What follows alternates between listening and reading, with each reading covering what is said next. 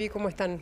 ¿Cómo Buenas andan? tardes. Tratando de entender la mentalidad Buenas de tardes. Putin, ¿no? Y estuvo aquí con nosotros temprano el embajador de la Unión Europea en Argentina y nos decía claramente es la guerra de Putin contra el mundo, ni siquiera de Rusia contra Ucrania.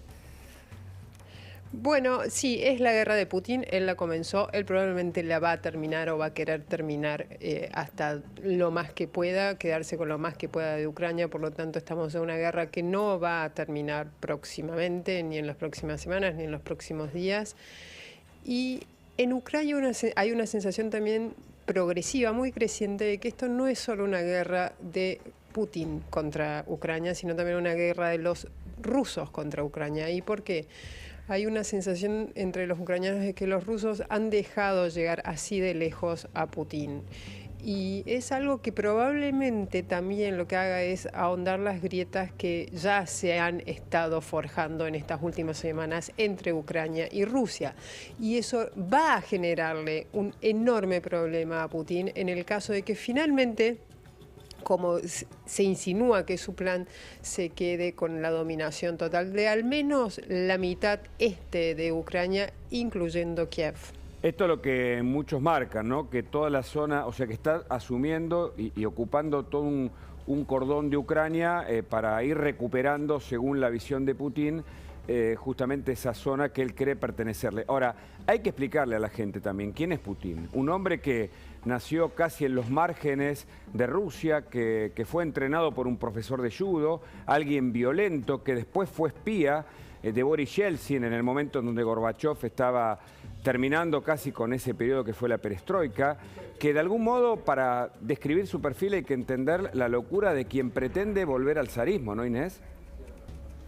Sí, yo no lo llamaría locura, Hugo. Yo creo que está perfectamente orquestado este plan de Putin, que hay un enorme componente racional. Y más que locura, lo que hay en Putin es un enorme sentido de humillación, traición. Y eso es lo que hoy por ahí desde acá confundimos con locura. Pero este presidente, este mandatario no está loco, sabe perfectamente No lo digo que locura está en términos, haciendo porque... sí, en esos términos, sino digamos, lo paradójico, lo inhumano, ¿no? La barbarie. seguro. A eso me refiero Sí. con la locura. Bueno, sí. eso es inhumano. Creo que inhumano es un término que aplica perfectamente a este Putin que estamos viendo ahora, que frente a los errores y las fallas de sus Fuerzas Armadas en el terreno, en la ofensiva terrestre, ha optado por la más cruel de las ofensivas, que es la aérea, y una ofensiva aérea que no discrimina entre objetivos militares y objetivos civiles. Así vemos maternidades, supermercados, colegios y teatros bombardeados. Gente que hace la Esto es fila en un solo el comercio para comienzo. comprar. Inés, esta semana vimos cómo Exacto. fue bombardeada la gente que estaba esperando para comprar el pan. Ahora te pregunto, ¿cuánto tiempo más China se puede mantener al margen de esta situación, incluso después del llamado de Joe Biden a Xi Jinping diciéndole algo así como: si de algún modo sostenés a Rusia o digamos, te pones de su lado, esto se va a poner feo de verdad? Mira, Vivi, ayer justo estaba con un diplomático asiático, un muy importante diplomático asiático, y él me decía, mira, China no es un país tonto, no es una potencia boba, sabe perfectamente a qué se enfrenta si no le pone un límite a Putin. Ahora, el tema es qué tipo de límite le va a poner, hasta dónde lo va a dejar llegar, porque también ahí intervienen otras variables que están en juego en China. Hay cuestiones de China que hoy favorecen un poco, digamos, a que China se sume a una ofensiva diplomática por la paz. Fundamentalmente la inestabilidad económica que la guerra genera. China necesita crecer, tiene una previsión de crecimiento muy baja para este año, 5,5%. Para nosotros es altísima, pero para ellos es muy baja. Y Xi Jinping se enfrenta a una transición, una nueva transición. Recordemos que va por un tercer mandato, es algo completamente inusual, desde Mao no sucedía en China, y eso le genera cierta inestabilidad política hacia dentro del Partido Comunista. Esas dos cosas te llevarían a pensar que China va a querer buscar un acercamiento con la paz, una negociación y forzarlo a Putin a negociar. Este es el punto. Ahora, Si Putin... hay otros factores que indican que no. ¿Por qué? Porque China también está viendo dos cosas que pueden llegar a favorecerle acá. Primero, Estados Unidos a partir del 24 de febrero y por mucho tiempo probablemente va a fijar su mirada estratégica en Europa, nuevamente en Europa, cuando su intención era fijarla en Asia para contrarrestar la influencia china. Es decir, que eso le conviene un poco. Ahora, y lo otro es, en esta ofensiva por el poder global que hoy lideran, esta carrera por el poder global que lideran China y Estados Unidos, la alianza de China con Rusia es muy importante para Xi Jinping, porque es un bloque grande el que enfrenta a Occidente. Y de energía además. Pero quiero ir al territorio del análisis político, geopolítico que nos brinda Inés, al territorio donde están pasando estos hechos, esta invasión, la guerra en Ucrania. Allí está Jero Muna en Lviv. Jero, ¿qué se sabe de la información que vos tenés en ese lugar? ¿Que esto se va a prolongar por mucho tiempo o puede haber un alto el fuego en esas conversaciones incipientes que propone el mundo y que también tal vez pueda tener el presidente Zelensky y Putin? Bueno, la verdad es que el panorama no está del todo muy claro, ¿no? Porque pese a los acercamientos que pueda haber y las intenciones que tienen de que se dé otra reunión cara a cara entre Zelensky y Putin, paradójicamente los ataques continúan y son cada vez más frecuentes. Hay algunos puntos incluso en donde no se ponen de acuerdo en lo que sería este boceto, este borrador de los 15 puntos de alguna forma para lograr el cese al fuego, ¿no? La verdad que hay puntos centrales, por ejemplo, como que en este caso que la OTAN no esté en el territorio ucraniano, que el mismo Zelensky deslizó en los últimos días que esto podría llegar a ocurrir, que justamente la OTAN no venga a Ucrania. Ahora, Jero, pero lo cierto es que hay muchas otras cosas que están lejos de acordarse, ¿no? Que incluso desde Ucrania dicen desde el gobierno ucraniano, ¿no? Que cuestionarían la soberanía y el territorio, que es algo que no están dispuestos a ceder.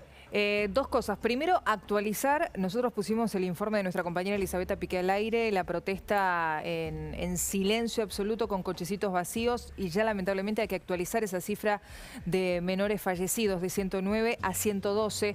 Hoy temprano, Jero, estuviste en un lugar donde un muchacho de 21 años que hablaba inglés te dijo a vos: me siento devastado, mi familia está desmembrada, perdí todo lo que tenía, yo estudiaba historia y ahora no sé cómo va a continuar mi vida. Digo, ese tipo de testimonios son los que recogés, me imagino, a diario, de gente que de un momento a otro tuvo que dejar absolutamente todo lo que tenía y que convive con la incertidumbre de no saber qué va a pasar. Sí, sin dudas. Es un testimonio que deja al descubierto lo que está pasando, las familias divididas. Él contaba, ¿no?, que su papá se quedó en Kharkiv, que es en la zona este de Ucrania, pese a que la casa había sido destruida. El resto de su familia, su hermano y su mamá, se habían ido a Moldavia. Él estaba solo, intentaba ayudar de alguna forma, pero también tenía que sobrevivir. Él estaba justamente buscando provisiones en un centro de refugiados. Historias. Estaba ayudando a un hombre mayor que no sabía a dónde tenía que buscar las provisiones, que había venido solo también. Y bueno, él de esa forma colaboraba, ¿no? Como diciéndole a la gente que no tenía un rumbo, el destino donde podía ir para pedir ayuda. Ahora, Inés, te hago la pregunta que es clave, porque estos 15 puntos para un posible acuerdo parece que están muy lejos de ser aceptados por Ucrania y por Putin. Entonces, es una guerra de quién cede también, ¿no? Finalmente. Es una guerra de quién cede y es fundamentalmente también una guerra por, digamos, la audiencia interna de cada presidente. Hoy estamos frente a un, por ejemplo, presidente Zelensky, que es probablemente el gran héroe global del 2022 y que concita un enorme respeto y capacidad de movilización entre los ucranianos. Pero los ucranianos, en esta resistencia creciente que tienen, también se sienten fortalecidos y envalentonados para decir, ojo, que nosotros a la hora de negociar no queremos ceder. Y eso puede llegar a complicarlo a Zelensky al momento del diálogo y de ceder, porque claramente si hay un proceso diplomático, si hay un cese al fuego y luego un armisticio, ambas partes van a tener que ceder. Inés. Ahora, Putin hay que ver si quiere ceder. Putin no se va a sentar a la mesa de negociaciones él personalmente, siquiera sin una gran victoria en el bolsillo. Yo quería consultarte si, a ver, tenemos que creer que Putin tiene como objetivo solamente Ucrania o después de esto va por más? Eso por un lado. Y por otro lado, tengo entendido que el martes habla por videoconferencia Zelensky con el Parlamento italiano y el miércoles con el Parlamento francés, ¿verdad? Digo, ¿eso en qué puede mover la aguja? Mira, claramente estas intervenciones de Zelensky en los parlamentos de los miembros de la OTAN, desde Estados Unidos, Canadá, Alemania y próximamente Francia, son muy emotivas y van directo a la movilización, no solo de las opiniones públicas de cada uno de esos países, sino también, digamos, de los otros miembros del Estado, los poderes legislativos, que influyen mucho sobre los ejecutivos. Ahora, la gran demanda de fondo de Zelensky, que es un mayor involucramiento con dos cosas por parte de Occidente, la zona de exclusión aérea y la transferencia de aviones, no son hoy dos reclamos que vayan a ser respondidos por Occidente rápidamente, pese a esta movilización, esta cuestión emotiva de las declaraciones parlamentarias de Zelensky. Eso por un lado. Y vos, Vivi, me preguntabas algo que es una pregunta, yo no sé si es una pregunta hoy. Es una pregunta que creo que ha perdido bastante peso a la luz de lo que se ve en el campo de batalla terrestre y en la ofensiva aérea. La performance, el desempeño de las fuerzas armadas rusas, de su artillería, de su armada y de su fuerza aérea, han sido mucho peores de lo que se esperaba. Eso por un lado. Entonces, con este desempeño, ¿se va a animar Putin a ir más allá da la impresión de que no. De la frontera? Eso por un lado. Y un dato contundente, chicos. El presupuesto de defensa de la OTAN, todo junto, es 1.200.000 millones de dólares. El presupuesto de defensa de Rusia es 70.000 millones de dólares, 16 veces menor. Entonces, y hay que suena medio suicida que lo haga. Por supuesto. Y hay que explicarle a la gente que la economía rusa no es la economía de Estados Unidos y que hay diferentes escenarios para un país que no esperaba que Ucrania y el mundo de algún modo le presentara esta resistencia. Quiero agradecerle a Jero Mura, que está allí conectado. Pleno toque de queda. En pleno toque de queda, está en el hotel, está en el VIP, en la capital alternativa que tiene hoy Ucrania. Agradecerle el contacto y si hay alguna urgencia volvemos con vos, Jero. Por supuesto, cómo no, hasta luego. Recordar, buen hoy Jero trabajo, nos decía que mucha gente está recibiendo ayuda, Hugo. Anoche, Ine, tengo entendido que partió como estaba previsto un vuelo de aerolíneas argentinas rumbo a Miami y después a Polonia con más de 2 toneladas de ayuda, ¿no? De cascos blancos, de todas las, digamos, las colaboraciones de ucranianos viviendo en Argentina, frazadas, catres, bueno, kits con medicación, botiquines médicos también. Esa es una buena observación, porque hoy están prácticamente de todos los países del mundo, salvo un puñado que respalda a Rusia, están todos los países del mundo movilizados para asistir militarmente a Ucrania y también a millones de ucranianos que están dejando su país. Una pregunta, chicos, es ¿cuánto va a durar esta demostración de solidaridad global? ¿Cuánto va a durar también la unidad que muestra Occidente? Hay que ver, Perdón, termina. Si la guerra avanza, es probable que empecemos a ver que todas esas enormes demostraciones de unidad y apoyo militar y económico a Ucrania y de solidaridad global con los ucranianos empiecen a diluirse. Lo hemos visto en otras oportunidades, en otros conflictos bélicos de las últimas décadas. Es que baja la moral, baja la fuerza, el mundo de algún modo queda estupefacto frente a la locura, digo entre comillas, ¿no? La barbarie de Putin. Totalmente. Que también creo que está sorprendido, porque lo de Ucrania ha sido realmente, a la vista de todos los analistas, algo que merece ser destacado. Inés, la última, ¿qué se supone que va a hacer Estados Unidos en las próximas horas? Muchos dicen que va a llegar armamento de ese país a Ucrania, los antimisiles, porque el ataque a nivel misilístico de Rusia se incrementa y peligran cada vez más civiles. Exacto, básicamente lo que va a proveer de lo que ya viene proveyendo y fue bastante exitoso para detener la ofensiva terrestre de Rusia, que son artillería de tierra-aire, es decir, para detener a los aviones y helicópteros rusos, y también de artillería tierra-tierra, que es bastante liviana y portátil, son los Javelin, que eso sirve para detener a los tanques y a los vehículos blindados rusos. Y en Kiev están resistiendo, ¿no? Y algún otros...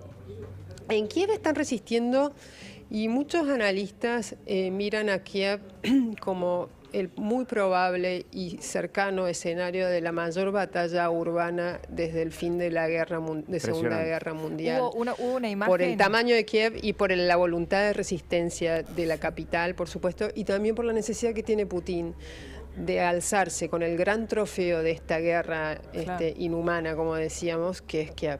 Hubo una imagen, la habrán visto seguramente, a mí me choqueó esta semana, de esa mujer embarazada que estaba a punto de dar a luz en esa maternidad que tengo entendido ahora quedó destruida, y Grecia confirmó que se va a hacer cargo de la reconstrucción, que después a ella la trasladaron y falleció. Su bebito nació muerto. Tremendo. Y ella murió minutos después. La verdad es que fue muy, muy emotivo. Tremendo. Hay imágenes que queremos compartir con vos, Ine. Mirá, el Papa visitando a chiquitos ucranianos internados, recuperándose. Me parece que es una de las imágenes del día y que van a dar que hablar, Inés, ¿no? Totalmente, sí. Hay bastantes cuestionamientos contra Francisco. Sí, que no nombra a Putin. Sí, exacto. Sí, y además que no, digamos, lo que el mundo debería hacer, tal vez lo ha hecho a nivel económico, cerrando las compuertas para la economía rusa, pero da la sensación que que Ucrania sigue estando solo y que Rusia no recibe las denuncias del mundo tal como deberían ocurrir. Totalmente. Mientras él sigue agitando su población en estadios llenos de gente. Y Kiev representa esa lucha y esa resistencia por parte de Ucrania. ¿A vos te parece que Putin va a redoblar la apuesta y va a seguir atacando con misiles, teniendo en cuenta que la resistencia sigue estando muy fuerte? Después quiero saber por qué no nombra el Papa Putin, que eso me intriga. Sí, Hugo, yo creo que sí, y dio varias señales esta semana de que probablemente la ofensiva aérea sea no solo mucho más intensa, casi feroz, sino también completamente indiscriminada. No va a distinguir entre civiles y militares, infraestructura militar e infraestructura civil. La señal, la última, es la de hoy, que usó un misil hipersónico. Tremendo para destrozar, claro. ¿Por qué es muy importante? ¿Por qué habla mucho del plan de Putin? Básicamente lo que está haciendo es poner en juego su gran, el gran símbolo del avance tecnológico militar ruso es el misil hipersónico, que supuestamente el desarrollo del misil hipersónico ruso es mucho mayor que incluso el de Estados Unidos. Entonces, ya pone en juego la estrella de toda su artillería. Eso quiere decir que quiere ir muy lejos. Si no, no lo pondría en juego. Breve, Inés, ¿por qué no nombra el Papa? Ahí lo estábamos viendo, quiero recordar esto, un centro pediátrico en Roma. Ahí estaba visitando el Papa estos chicos internados. Tenemos una información urgente. Dale, la compartimos y ya volvemos con Inés. Por favor.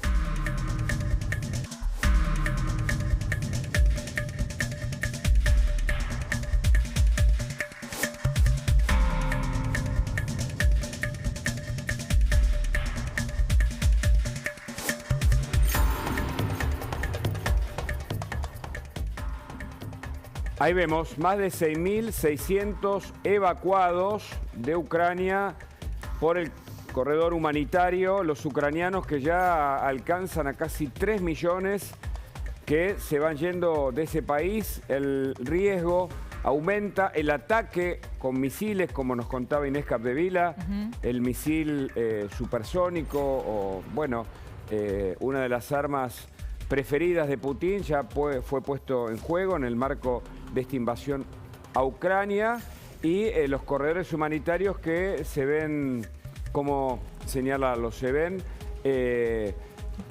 ocupados. Sí, violados, ¿no? Porque no hay ningún tipo de código. No hay código, no hay capacidad ahora para derivar, y cada vez más las fronteras están tapadas de gente con este colapso de los ucranianos que quieren salir del país, justamente para evitar lo que todos prevén que puede ocurrir, que es un ataque cada vez más fuerte a nivel misilístico del gobierno de Putin. Inés. Sí, chicos, claramente el uso de este misil hipersónico es un misil que, para que tengan una idea, puede recorrer en 1 hora 6.000 kilómetros, Wow. es decir, que llega desde acá al norte de Brasil en 1 hora. Y lo que hace, esa rapidez le permite también pasar sin ser apercibido por las defensas antiaéreas de cualquier país. Y en este caso, o sea, debe haber desde donde fue lanzado, que sería una base cercana a la frontera, base rusa cercana a la frontera con Ucrania, son minutos apenas. Es decir, que si Putin está dispuesto a usar esto, que es el gran logro de la artillería, de la investigación militar rusa, es porque está dispuesto a ir a todo por el todo, a dejar lo que sea necesario para alzarse con la gran victoria que va a ser para él. Y en el mientras tanto hay que escuchar las palabras de Vladimir Putin anoche en un estadio de fútbol, lo decíamos al comienzo del programa, Ine, sí. diciendo que, bueno, justificando la invasión, ¿no? Que si no invadía Pero además, iba a haber un genocidio. Sí, y con un impacto, cuando uno lo escucha, nota impunidad. que tiene una supuesta calma de alguien que no está ni siquiera inquieto. No, para Se lo nada. veía hablar con palabras en donde señalaba que ellos están salvando la humanidad, además recordando la recuperación de Crimea, con la idea de ocupar toda Ucrania y sin ningún tipo de arrepentimiento. Esto muestra, además del cinismo, muestra que va por todo, Inés. Y además que, digo, no respeta ningún No, código. claramente. Bueno, de eso, lo de los códigos, sobre todo los códigos de la guerra, porque la guerra también tiene sus reglas, por ejemplo, Claro. no atacar a civiles. De eso se está encargando la justicia internacional, que ya abrió investigaciones contra Putin y otros miembros de la jerarquía militar Pero rusa, mientras tanto sigue matando. por crímenes de guerra. Bueno, sí, claro, ese es el tema con esta guerra, que Lógico. mientras Tremendo. sigue la diplomacia, Lógico. mientras sigue la asistencia del Son mundo, crímenes de mientras guerra. sigue Claro. la conmoción global, los civiles siguen muriendo, los niños ucranianos siguen muriendo, se siguen quedando sin casa, siguen quedando sin futuro y sin padres, hermanos y tíos. Gran trabajo, Inés, te agradecemos el contacto. Un abrazo. Gracias. Hasta cualquier Gracias momento. a ustedes, chicos.